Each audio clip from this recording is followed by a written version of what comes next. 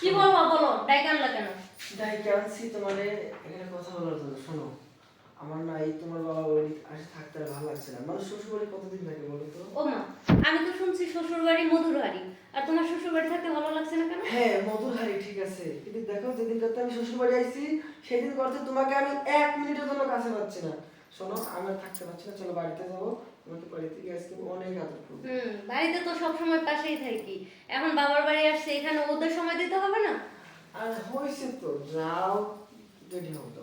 দেখো, বাবার বাড়ি আসলে ভাই আছে, ভাবি আছে, মা বাবা আছে, তাদের তো একটু সময় দিতেই হয়। আচ্ছা। এমন পাগলামি করলে তো হবে আজ না। 15 দিন হলো আইসি, তারপরে তোমার হয়েছে না? এবার কিন্তু তোমার বাবার বাড়িতে মিঠাই কিন্তু শুরু করে দেবো তোমাকে আদর করা। আরে না না না না, এমনটা করো না, বেশি না, আর 15টা দিন থাকবো। সেই জন্য তো বলতেছি, চলো আমরা বাড়িতে যাই। আচ্ছা, বাড়ি যাবো, কিন্তু আর 15টা দিন পরে যাই, হ্যাঁ? আরো 15 দিন? তুমি কিন্তু এখন আমাকে উল্টো পাল্টা কোনো কিছু করতে পারবে না। আরে না, 4 মাস পরে বাবার বাড়ি আসছি, এখানে যদি একটা মাস না থেকে যায় তাহলে কেমন হয় বলো?